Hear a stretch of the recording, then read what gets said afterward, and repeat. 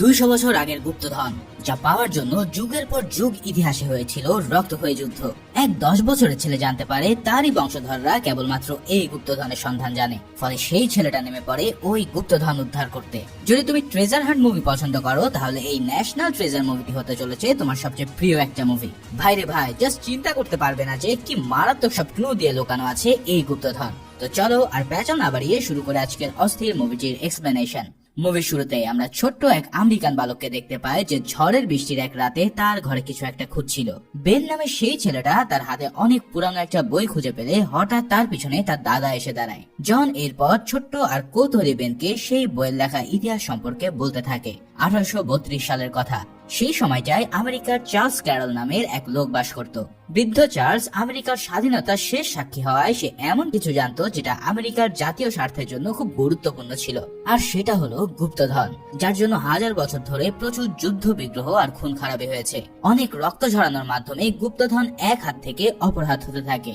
অনেক বড় বড় বীররাই সেটা দখলও করেছিল, কিন্তু মাঝে মাঝে সেটা আবার হারিয়েও যেত। অবশেষে এই গুপ্তধন চলে আসে মেসন নামের এক প্রাচীন গুপ্ত সংস্থার হাতে, যা কিনা বেইনের ফ্যামিলি এই সংস্থারই সদস্য ছিল।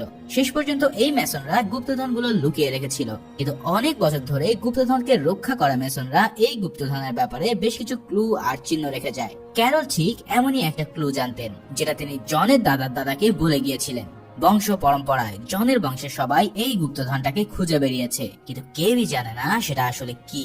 শুধু এটা জানে যে এই গুপ্তধনটা ভীষণ দামি আর ঐতিহাসিক। জনের দাদার দাদাকে ক্যারল বলে গিয়েছিলেন গুপ্তধনটা শার্লেটের সাথে সমিহিত আছে। এখন শার্লেট হলো অনেক পুরানো এক জাহাজ, যেটা বহু বছর আগে আর্কটিক মহাসাগরে ডুবে গিয়েছিল। জন এই গুপ্তধনের কথা মনে প্রাণে বিশ্বাস করলেও তার ছেলে অর্থাৎ বেনের বাবা প্যাট্রিক এই সব কিছুকে স্রেফ গাঁজাখুরি গল্প মনে করত। তবে ছোট্ট বেন তার দাদার এই স্টোরিটাকে পুরোপুরি ভাবে বিশ্বাস করে নেয়, আর সে কথা দেয় একদিন না একদিন সেই গুপ্তধন বের করেই ছাড়বে। এর অনেক বছর পর তরুণ বেন সত্যি সত্যি তার এক দল নিয়ে গুপ্তধন খোঁজার কাজে লেগে পড়ে। বেন তার বন্ধুকে নিয়ে প্রথমে আর্কটিক সাগরের মাঝে দক্ষিণ মেরুতে শার্লট জাহাজটাকে খুঁজতে চলে যায়। সেখানে মেটাল ডিটেক্টর দিয়ে মেটালের অস্তিত্ব পাওয়ার পর খুঁড়ে দেখা যায় যে আসলেই সেখানে একটা পুরাতন জাহাজের ধ্বংসাবশেষ রয়েছে।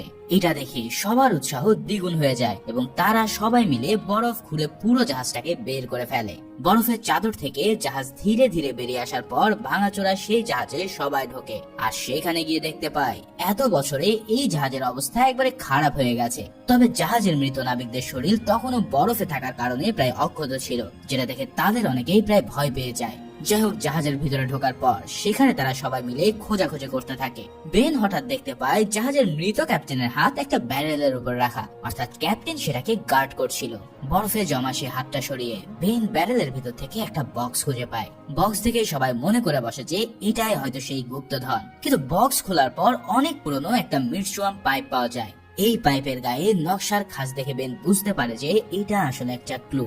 তাদের সাথে কোনো কালি না থাকায় বেন তার নিজের আঙ্গুল কেটে রক্ত বের করে সেই পাইপের গায়ে লাগিয়ে নেয়। এরপর পাইপটাকে কাগজের উপরে রোল করতে কাগজে কিছু লেখা ভেসে ওঠে, যেগুলো ছিল এই গুপ্তধন পাওয়ার জন্য কোড ওয়ার্ড। বেন এতটাই জিনিয়াস আর বুদ্ধিমান ছিল যে সে খুব দ্রুতই এই সব কোডগুলোর মিনিং বের করে ফেলে। আসলে এত বছর ধরে বেন শুধু হিস্ট্রি নিয়ে কেবল পড়াশোনা করেছে, যার কারণে আদি থেকে অদ্য পর্যন্ত সে সব বিষয় তার নখদর্পণে আছে। যাক, এরপর সে বুঝতে পারে যে এই কোডগুলো নির্দেশ করছে যে আমেরিকার স্বাধীনতার ঘোষণাপত্রের পিছনে একটা ইনভিজিবল ম্যাপ রয়েছে, আর সেই ম্যাপই তাদেরকে গুপ্তধনের ঠিকানা জানিয়ে দেবে। কিন্তু স্বাধীনতার ঘোষণাপত্র তো আর যে সে জিনিস নয় যে চাইলে কেউ তাদেরকে সেটা দিয়ে দেবে। তাই বেনের সঙ্গে ইয়ান প্রস্তাব দেয় যে এই ঘোষণাপত্রটি সে চুরি করবে। ইয়ান আসলে একজন আমেরিকান ধনী ব্যক্তি ছিল যে এই মিশনে বেনকে স্পন্সর করছিল, কিন্তু হঠাৎ ইয়ান এটা রিভিল করে যে সে আসলে একজন ক্রাইম বস। তাই স্বাধীনতার ঘোষণাপত্র চুরি করা তার কাছে ডাল ভাত। তবে বেন কোনোভাবেই এই ঘোষণাপত্রটি চুরির অনুমতি দেবে না বলে জানিয়ে দেয়। ইয়ান প্রথমে তাকে বোঝানোর চেষ্টা করলেও বেন যখন মানছিল না, তখন সে বেনের দিকে পিস্তল তাক করে ফেলে। সে জানায় এই মিশনে তাহলে তার আর কোনো দরকার নেই। বেন তখন বলে তাকে মেরে ফেললে তারা কোনোদিনই এই গুপ্তধনের কাছে পৌঁছাতে পারবে না, কেননা মেশনের বংশধর হিসেবে বেনের কাছে এমন সব ক্লু রয়েছে যেগুলো সে ছাড়া আর কেউই বুঝতে পারবে না। ইয়ান তখন বেনের বন্ধু রাইলিকে মারার হুমকি দেয়। তবে বেন তখন একটা ফ্লেয়ার জ্বালিয়ে বলে তোমার পায়ের নিচের দিকে তাকাও, কারণ পুরো জায়গাটিতে তখন গান পাউডার দিয়ে ভরা ছিল। তাই সে হুমকি দেয়, যদি এই ফ্লেয়ারটা আমি এখানে ফেলে দিই তাহলে তোমরা সবাই পুরো বারবিকিউ হয়ে যাবে। এই বলে সে ইয়ানের দিকে সেই ফ্লেয়ারটা ছুড়ে দিলে কিছুক্ষণ পর সেখানে দাউ দাউ করে আগুন জ্বলে ওঠে। এটা দেখে সবাই নিজের যান বাঁচানোর জন্য প্রাণপণ দৌড় দিলে বেন তার বন্ধু রাইলিকে নিয়ে জাহাজের ডেকের একটা সিক্রেট চেম্বার দিয়ে বেরিয়ে আসতে সক্ষম হয়। ওদিকে ইয়ানু কোনোভাবে দৌড়ে বেরিয়ে আসতে পারলেও তার এক লোক সেই জাহাজের ভিতরে আটকে যায়। এর কিছুক্ষণ পরে জাহাজের সব গান পাউডার জ্বলে ওঠে আর এক বিশাল বিস্ফোরণে তার ধ্বংস হয়ে যায়। এরপর তারা যখন বেরিয়ে আসে তখন বেন জানায় যে তাকে যেভাবেই হোক এই স্বাধীনতার ঘোষণাপত্রটি রক্ষা করতে হবে, যার ফলে বেন আর রাইলি এরপর সোজা চলে যায় ন্যাশনাল আর্কাইভস এর সেক্রেটারি অ্যাবিগাইলের কাছে। বেন যখন তাকে জানায় যে কেউ একজন স্বাধীনতার ঘোষণাপত্র চুরি করতে যাচ্ছে, তখন অ্যাবিগাইল সেটাকে একদম হেসে উড়িয়ে দেয়। এর উপর সে যখন বলে যে ঘোষণাপত্রের পিছনে একটা ইনভিজিবল ম্যাপ আছে, তখন অ্যাবিগাইল ভাবে যে এই লোকের মাথা বুঝি নিশ্চয়ই খারাপ হয়ে গেছে। তবে এর আগে বেন আর রাইলি কিন্তু এফবিআই এবং হোমল্যান্ড সিকিউরিটির কাছেও এভাবে হাসির পাত্র হয়েছিল, তাই এবারও অ্যাবিগাইলের কাছেও বেন ব্যর্থ হয়ে যায়। তবে আর্কাইভস এর ডিসপ্লেতে রাখা ঘোষণাপত্র দেখে বেন ভেবে নেয় যে এই জিনিসটা এবার সে নিজেই চুরি করবে, কারণ ইয়ান সেটাকে চুরি করার আগে তাকে চুরি করতে হবে, আর সেটাই ঘোষণাপত্রের জন্যই ভালো হবে। রাইলি তখন বেনকে বোঝায় যে এই ঘোষণাপত্র চুরি করতে যাওয়া মানে নিজেকে জেলখানায় দাওয়াত দেওয়া, কেননা যখন সেটা ডিসপ্লেতে থাকে তখন বুলেট প্রুফ কাঁচ, গার্ড আর সেন্সর দিয়ে তা ঘেরা থাকে, আর যখন সেটা ডিসপ্লেতে থাকে না তখন আর্কাইভস রুমের নিচের ভল্টে চলে যায়। কিন্তু বেন এই সবকিছু শোনার পরেও নিজের ডিসিশনে অটল থাকে। এখন এই সপ্তাহের শেষে ন্যাশনাল আর্কাইভসে একটা গালা ইভেন্টের অনুষ্ঠান রয়েছে, যেখানে নাচ গান আর পার্টি হবে। ঠিক সেই সময়টাতেই ঘোষণাপত্র অন্যান্য ডকুমেন্টস এর সাথে প্রিজার্ভেশন রুমে রাখবে, কেননা প্রতি সপ্তাহের শেষে আর্কাইভস এর ডকুমেন্ট গুলো এখানে চেক আপ করা হয়, যাতে সেগুলো কোনোভাবে নষ্ট না হয়। ঠিক এই সময়টাতে বেন আর রাইলি মিলে ঘোষণাপত্র চুরি করার ডিসিশন নেয়, কারণ ওই সময়টাতেই সিকিউরিটি লেভেল সবচেয়ে কম থাকবে। এর জন্য রাইলি প্রথমে আর্কাইভস এর পাশে একটা আন্ডারগ্রাউন্ডের ক্যাবেল রুমে চলে যায়। সেখানকার একটা পাইপ দিয়ে রাইলি তার একটা তার ঢুকিয়ে দেয়, যেটা সরাসরি প্রিজার্ভেশন রুমে সিসিটিভি তারকে কানেক্ট করে। এর ফলে এখান থেকে সে রুমের সব ফুটেজ রাইলি নিজের কম্পিউটারে দেখতে পারবে। অন্যদিকে বেন তার বাড়িতে বসে এমন এক কেমিক্যাল টেস্ট করে যেটা কারোর ফিঙ্গারপ্রিন্টের ছাঁচ তৈরি করতে পারে, আর একবার সে ছাঁচকে নিজের আঙ্গুলে লাগিয়ে নিলে তার আঙ্গুলে চলে আসবে ওই ব্যক্তির ফিঙ্গারপ্রিন্ট। ভাইরে ভাই, চুরি করার মানে এক্সপার্ট টেকনিক এর আগে কোথাও আমি দেখিনি। যাই হোক, নির্দিষ্ট দিনে রাইলি সেই আন্ডারগ্রাউন্ড রুম থেকে ঘোষণাপত্রের ডকুমেন্টের কেসটা সেন্সর ডিসেবল করে দেয়। এর জন্য তৎক্ষণাৎ প্রিজার্ভেশন রুমের কর্মীরা অ্যাবিগাইলকে সেই ব্যাপারটা জানালে সে দ্রুত সেন্সর গুলো মেরামত করার জন্য আদেশ দিয়ে পার্টিতে চলে যায়। তবে কেউই এটা খেয়াল করেনি যে রাইলি আসলে সিসিটিভি ক্যামেরা হ্যাক করে প্রতিটা ক্যামেরাতেই আগের ফুটেজ গুলো রিপ্লে করছিল, অর্থাৎ এর জন্যই বেন সেফলি প্রিজার্ভেশন রুমে ঢুকতে পারবে। এখন এই পার্টিতে বেন আগে ভাগে একজন গার্ডের ছদ্মবেশে চলে এসেছিল। ভিতরে ঢোকার পর সে অ্যাবিগাইলের সাথে পার্টিতে দেখা করতে চলে যায়। এই পুরো সময়টা জুড়েই বেন আর রাইলি মাইক্রোফোনের মাধ্যমে একে অন্যের সাথে যোগাযোগ রাখছিল। অ্যাবিগাইলের সাথে কথা বলার সময় বেন তার সাথে ড্রিঙ্কস এর গ্লাস পাল্টাপাল্টি করে নেয়, ফলে এর মাধ্যমে তার কাছে চলে আসে অ্যাবিগাইলের ফিঙ্গারপ্রিন্ট। এখন বেনের অ্যাবিগাইলের ফিঙ্গারপ্রিন্ট দরকার এই কারণে, কারণ একমাত্র অ্যাবিগাইলের ফিঙ্গারপ্রিন্ট দিয়েই সেই ভল্ট খোলা যেত।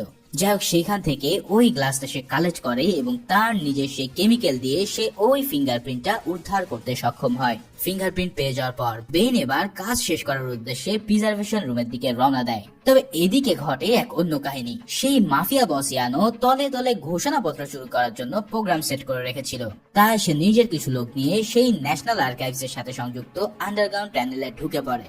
একের পর এক টানেলের দরজা খোলার পর অবশেষে তারা আর্কাইভস রুমের ভিতরে ঢুকতে সক্ষম হয়। ঢোকার পরই এক গার্ডকে তারা ট্রেজার মেরে অজ্ঞান করে দিয়ে প্রিজার্ভেশন রুমের দিকে আগাতে থাকে। ওদিকে বেন ততক্ষণে কিন্তু ঘোষণাপত্র চুরি করার জন্য রুমে ঢুকে পড়েছে।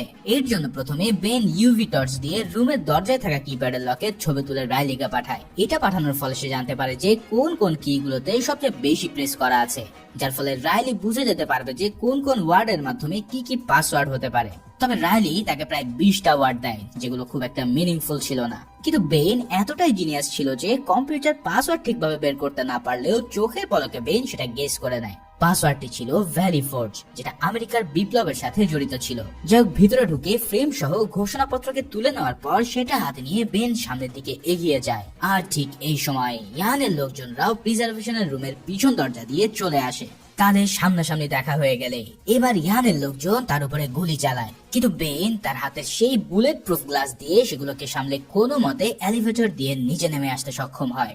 এরপর সে নিচে একটা রুমের দিকে এগিয়ে যায়, যেখানে ঘোষণাপত্রের অনেক জেরক্স কপি ছিল।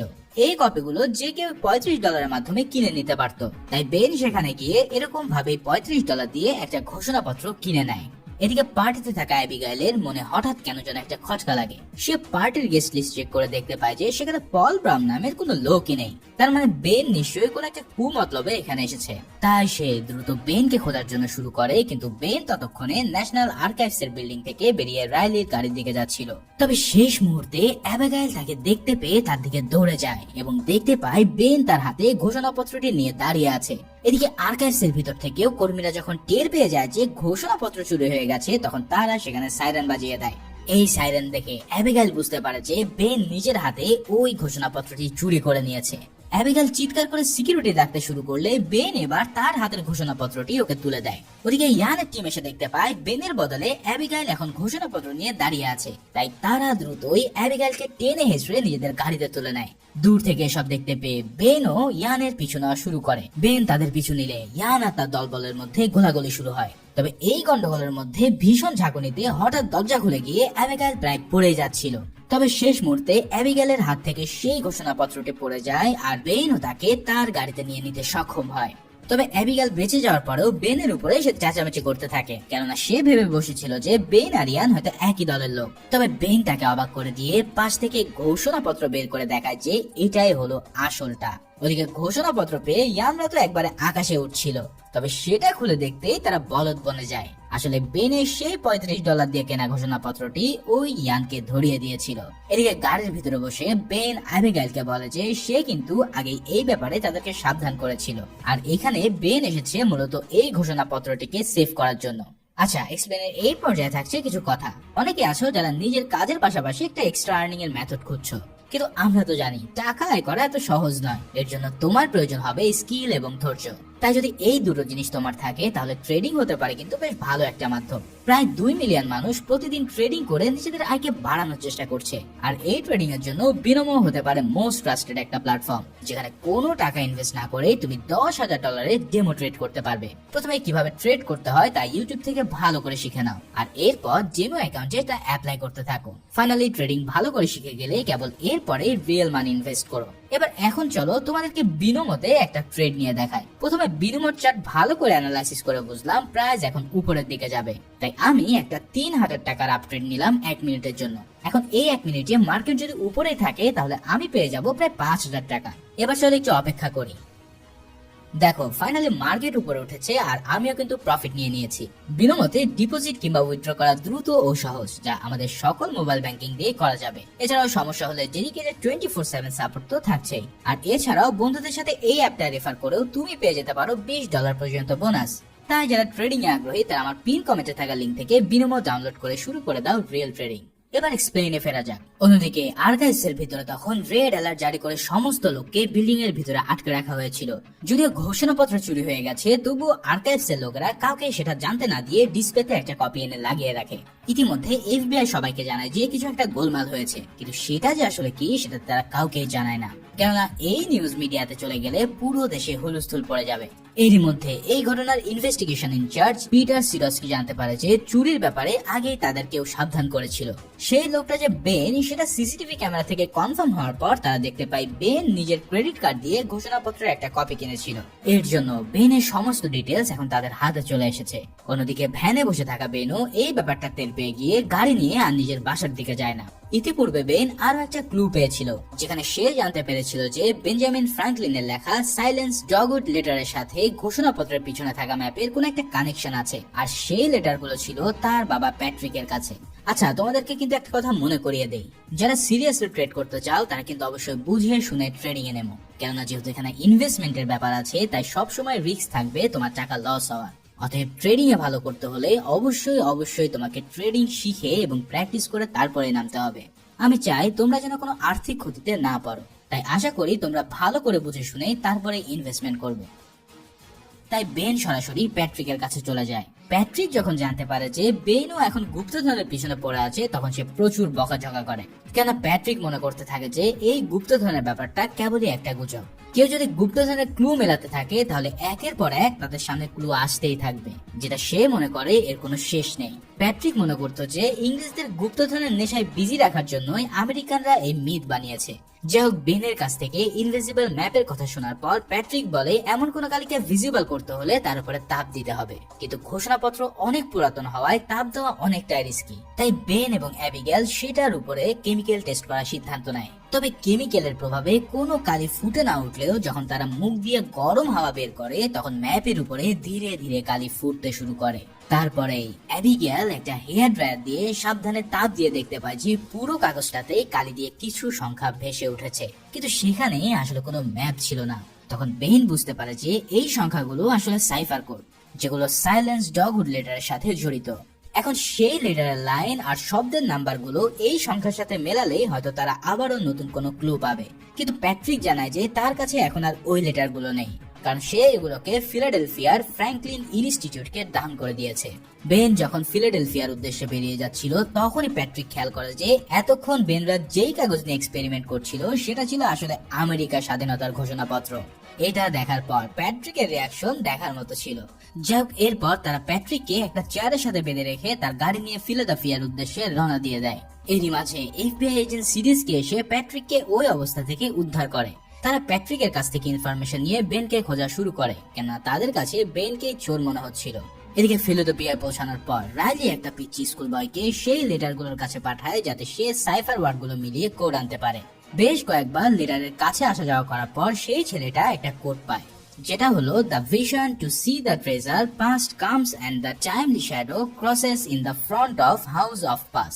তবে ছেলেটা সে শব্দ লিখে আনার আগে রাইলি বুঝে যায় যে সেটা হবে স্টো, কেননা মিস্টার পাস এবং স্টো নামের দুজন ফিলাডেলফিয়া লিবার্টি বেল স্থাপন করেছিলেন। এখন বেন আর অ্যাবিগেলও বুঝে যায় যে তাদেরকে লিবার্টি বেলের কাছে যেতে হবে, কিন্তু timely shadow process in the front of the house বলতে যেটা বোঝাচ্ছে সেটা হলো নির্দিষ্ট একটা সময়ে যখন ফিলাডেলফিয়ার ইন্ডিপেন্ডেন্স হলের ছায়া কোথাও পড়বে তখন সেই ছায়া থেকে কোনো একটা ক্লু পাওয়া যাবে। বেন তখন তার সামনের সেলসম্যানের কাছে একটা $100 বিল দেখতে চায়, যেখানে ইন্ডিপেন্ডেন্স হলের একটা ছবি ছিল। এবার সেই টাকার মধ্যে থাকা ইন্ডিপেন্ডেন্স হলের ক্লক টাওয়ারের ঘড়িটার সময় ছিল তখন 2:20 তবে বেন যখন এটা আবিষ্কার করে তখন বেজে গিয়েছিল প্রায় 3টা। কিন্তু রাইলি জানায় 1918 সালের আগে ডে লাইট সেভিং ইউজ করা হতো না, তার মানে এখন 3টে বাজলেও সেই সময়টাতে তখন 2টো বাজতো। এই কথা শুনে বেন তখন সবাইকে নিয়ে ছুট দেয়। মূলত আমেরিকানরা দিনের সময় ধরে রাখার জন্য তাদের ঘড়িকে 1 ঘন্টা এগিয়ে দিয়েছিল, যেটাকে বলা হয় ডে লাইট সেভিং। আর এই সেভিং এর কারণে এখনকার সময় 3টা মানে 1918 সালে সেটা 2টো ছিল, অর্থাৎ ক্লক টাওয়ারের সময় এখনকার সময় হবে 3:20। যাই হোক, বেন তার সঙ্গীদেরকে নিয়ে সবার আগে ইন্ডিপেন্ডেন্স হলে চলে যায়। এরপর সোজা তারা ক্লক টাওয়ারের উদ্দেশ্যে রওনা দেয়। এরপর 3:20 সূর্যের ছায়া অনুসরণ করে তারা একটা দেওয়ালের খোঁজ পায়। সেখানে গিয়ে বেন দেখতে পায় একটা ইটে ছোট্ট একটা গর্ত খোদাই করা আছে। খুঁচিয়ে খুঁচিয়ে দেওয়াল থেকে সেই ইটটা বের করার পর বেন তার ভিতরে একটা চশমার মতন দেখতে অকিউলার ডিভাইস পায়। এই চশমাগুলো দিয়ে প্রাচীন আমলে গোপন মেসেজ লেখা হতো এবং সেগুলোকে দেখা যেত। এই ডিভাইস দিয়ে ঘোষণাপত্রের উপরে চোখ বোলানোর পরেই বেন একটা নকশা দেখতে পায়, যেখানে লেখা ছিল হেয়ার এট দ্য ওয়ালস। এই বাক্যটিতে হেয়ার শব্দে 2টোই ব্যবহার করা হয়েছিল, যেটা আসলে কোনো ভুল নয়, কিন্তু বরং সেটা হলো আর একটা ক্লু। মানে এই ধাঁধায় তারা একের পর এক অদ্ভুত ধরনের ক্লু পেয়ে যাচ্ছে। এদিকে ইয়ানও কিন্তু এই ডগউড লেটার ব্যাপারে জানতো, কারণ এই ক্লু পাওয়ার সময় সে বেনের সাথে ছিল। সেখান থেকে ফিলাডেলফিয়ার ইন্ডিপেন্ডেন্স হলের ব্যাপারে জানতে পেরে সেও সেখানে চলে এসেছিল। এরপর সে ওই পিচ্চি ছেলেটার কাছ থেকে জেনে নেয় যে লেটারের সাইফার ওয়ার্ডে শেষ অক্ষরটা কি ছিল। সেই ওয়ার্ডটা পেয়ে স্টো লিখে সার্চ করার পর লিবার্টি বেলের ব্যাপারে জানতে পেরে সে ইন্ডিপেন্ডেন্স হলে চলে আসে। ইতিমধ্যে বেন ইয়ানকে দেখতে পেয়ে রাইলি আর অ্যাবিগেলকে আলাদা হয়ে যেতে বলে, কেননা ভাগ হয়ে গেলে ইয়ানের পক্ষে তাদেরকে ধরা কঠিন হবে।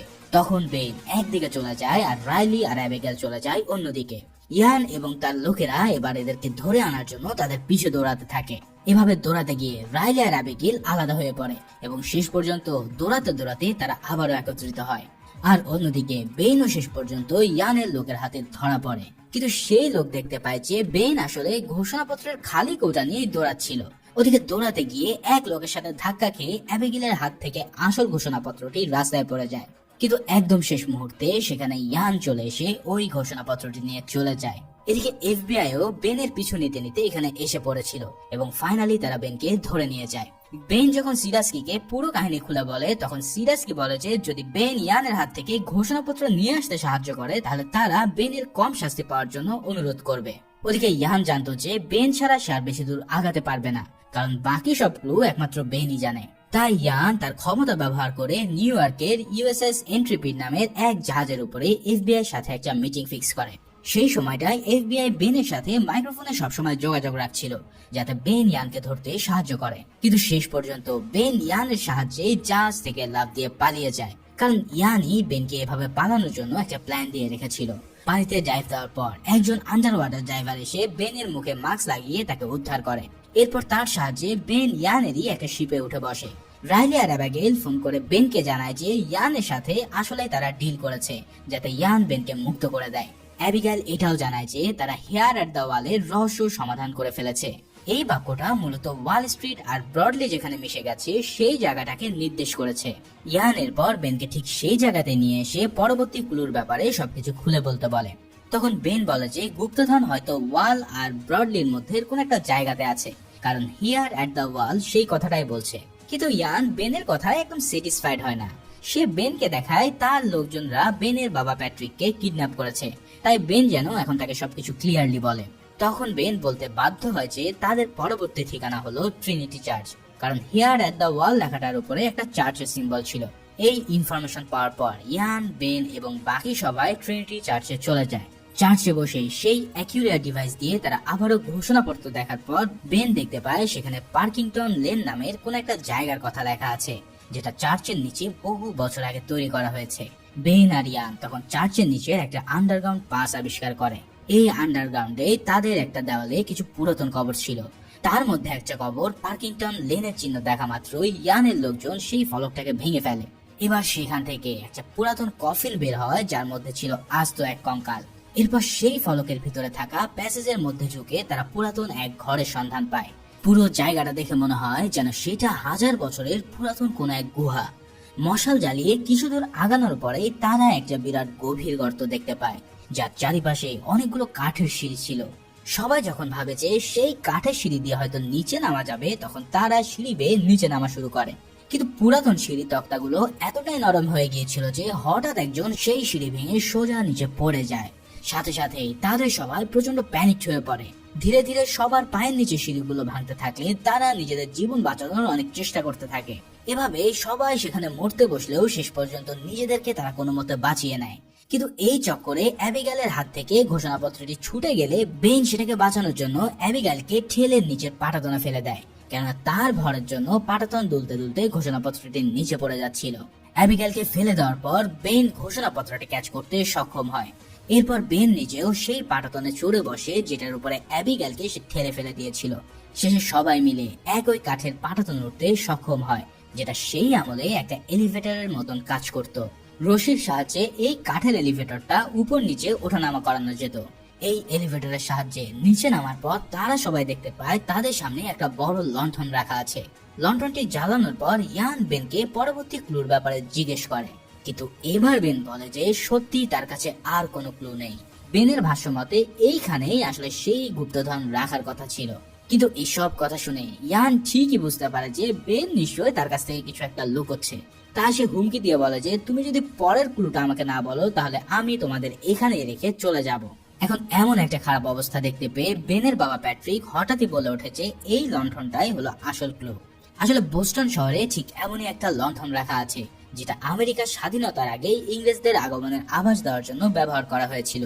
তার মানে ফাইনাল যে ট্রেজারটা আছে সেটা হবে বস্টনে। তবে এই ক্লু পেয়ে যাওয়ার পরেও ইয়ান বেনদের সাথে সঙ্গ না দিয়ে তাদেরকে সেখানেই ফেলে রেখে চলে যায়। তবে এরপরে সবাই জানতে পারে যে বেনের বাবা প্যাট্রিক আসলে ইয়ানকে ভুল ভাল একটা কোড বলে দিয়েছে। কিন্তু কথা হচ্ছে তাহলে এবার তারা এখন এখান থেকে কিভাবে বের হবে, কারণ এলিভেটর ছাড়া এখান থেকে বের হওয়ার আর কোনো উপায় নেই। সবাই যখন ভাবতে থাকে যে তারা এখানে ফেসে গেছে, ঠিক তখনই বেন দেওয়ালের সামনে গিয়ে দেখতে পায় সেখানে একটা চোখ আঁকা রয়েছে। বেন দেওয়ালের নিচের দিকের মাটি উপরে লোহার বাটনের মতন কিছু একটা আবিষ্কার করে, যেটাতে চাপ দিতেই একটা দরজা খুলে যায়। তার মানে হয়তো এই রুমের ভিতরেই সেই ট্রেজার গুলো আছে। এরপর দরজাটিকে ঠেলে সরানোর পরেই তারা একটা রুমে এসে পড়ে। কিন্তু সেই রুমের সামনে দিয়ে আর কোনো দরজা বা ক্লু কিছুই ছিল না। সেই সাথে সাথে দেখা যায় পুরো রুমের সবকিছু এক প্রকার তছনছ হয়ে আছে। এর মানে হচ্ছে এর আগে হয়তো কেউ এখানে পৌঁছে গিয়ে তাদের সব গুপ্তধন নিয়ে গেছে। এখন এত দূরে এসে এভাবে খালি হাতে ফিরে যাবে দেখে বেন প্রচন্ড হতাশ হয়ে পড়ে, কারণ সারাটা জীবন সে এই গুপ্তধনের পিছনেই ব্যয় করেছে, আর এখন এসে দেখা যাচ্ছে কেউ তার আগে সে সব কিছু নিয়ে পগার পার হয়ে গেছে। তবে এত কিছুর মধ্যেও বেনের বাবা প্যাট্রিক তাকে বলে যে তুমি যে এই রুমটা আবিষ্কার করতে পেরেছো এটাই অনেক, কারণ আমি কখনো বিশ্বাস করতে পারিনি যে এই গুপ্তধনগুলো আসলে রিয়েল ছিল। তার মানে তুমি যে আমাকে ভুল প্রমাণ করতে পেরেছো এটাই আমি সবচেয়ে বেশি খুশি। যার ফলে এখন তাদের উচিত হবে এখান থেকে ফিরে যাওয়ার কোনো একটা উপায় বের করা, আর পরবর্তীতে অন্যান্য গুপ্তধনের খোঁজ চালিয়ে যাওয়া। এই সব শুনে বেন কিছুটা শান্ত হয় এবং তারপরে সে বাইরে বের হওয়ার পথ খুঁজতে শুরু করে। রুমটা ভালো করে খোঁজার সময় বেন হঠাৎই আবার একটা বাটনের মতো কিছু একটা দেখতে পায়। এর মধ্যে একটা বাটনে খাঁজ কাটা ছিল, যেটা দেখে মনে হচ্ছিল সেটাই হয়তো কোনো চাবি ঢোকানো যাবে। হঠাৎ ওই লকের খাঁজগুলো বেনের কাছে কেমন যেন পরিচিত মনে হতে শুরু করে। তাই সে পকেট থেকে শার্লট জাহাজে পাওয়া সেই মার্চন পাইপটা বের করে আর দেখতে পায় পাইপের খাঁজের সাথে লকারের খাঁজ হুবহু মিলে যাচ্ছে। পাইপের দুইটা অংশই লকারের সাথে পুরোপুরি ফিট হয়ে যায়। এরপর চাবি ঘোরানোর মতন করে মোচড় দিতেই সামনে তাকিয়ে তাদের চোখ ছানা বড়া হয়ে পড়ে। তাদের সামনে পড়ে আছে 1000 বছরের পুরাতন সব মূল্যবান জিনিস। সেই প্রাচীন রোমান সাম্রাজ্য থেকে শুরু করে ইজিপ্টিয়ান সবকিছুর ইতিহাস যেন এখানে কানায় কানায় ভরা। হ্যাঁ, ঠিকই ধরেছো, এটাই হলো সেই গুপ্তধন। সেখানে এত এত জিনিস রাখা ছিল যে এই গুপ্তধনের মূল্য যে কত হবে সেটা আন্দাজ করারই বাইরে। সারা জীবন ধরে পরিশ্রম করার ফল এভাবে সফল হতে দেখে বেন যেন আবেগে আপ্লুত হয়ে পড়ে। এরপর মশালের মাধ্যমে পুরো ঘরে আগুন জ্বালালে তারা দেখতে পায় তাদের সামনে যেন আস্ত একটা অ্যান্টিক মিউজিয়াম দাঁড়িয়ে আছে। সমস্ত গুপ্তধন দেখে চোখ জোড়ানোর পর অবশেষে চার্চের আরেকটা আন্ডারগ্রাউন্ডে তারা পথ আবিষ্কার করে। ফাইনালি সেই পথ দিয়ে তারা আবারও সেই চার্চ দিয়ে বেরিয়ে আসতে সক্ষম হয়। এই বিরাট গুপ্তধন আবিষ্কার পরে বেন এফবিআই এজেন্ট সিরস্কির সাথে যোগাযোগ করে তাকে চার্চে ডেকে আনে। সিরস্কির হাতে ঘোষণাপত্রটি বুঝিয়ে দেওয়ার পর বেন তাকে বলে $10 মিলিয়ন বেশি মূল্যের এই গুপ্তধনকে সে বিভিন্ন মিউজিয়ামে দান করতে চায়, কারণ তার বিশ্বাস এগুলো কারোর একা সম্পত্তি নয়। সিরস্কিও এটা জানতো, কারণ সে নিজেও একজন ফ্রিমেশন, আর এটা বেনের বংশের লোকদেরই একটা সংস্থা ছিল। বেন সিরস্কিকে বলে তার বিরুদ্ধে যত অভিযোগ আনা হয়েছে সেগুলো তুলে নিতে হবে, আর গুপ্তধন আবিষ্কারের জন্য বেনের ফ্যামিলি এবং রাইলিকে অফিসিয়ালি ক্রেডিট দিতে হবে। এসব শুনে সিরস্কি তার কথা হাসি মুখে মেনে নেয়। ওদিকে বলদিয়ান কিন্তু বেনের বাবার ভুয়া ক্লু ধরে বোস্টনে চলে গিয়েছিল। এখন সেখানে গিয়ে ইয়ান আর তার লোকেরা মিলে যখন ওই লণ্ঠনটা খোঁজার চেষ্টা করছিল, তখন মোক্ষম সময়ে বেনের ইনফরমেশন অনুযায়ী এফবিআই এসে ইয়ান সহ পুরো দলবলকে অ্যারেস্ট করে নেয়। আর অন্যদিকে গুপ্তধন থেকে বেনের কোনো আর্থিক লাভ না হলেও লাভ কিন্তু একটা হয়েছিল। এই অসাধারণ অ্যাডভেঞ্চার শেষে বেন আর অ্যাবিগাল একে অপরের প্রেমে পড়ে যায়, আর তাদের মধ্যে একটা রোমান্টিক রিলেশনশিপের শুরু হয়। ঠিক এমনই একটা মুহূর্ত দিয়ে এই অসাধারণ মুভিটি এখানেই শেষ হয়ে যায়।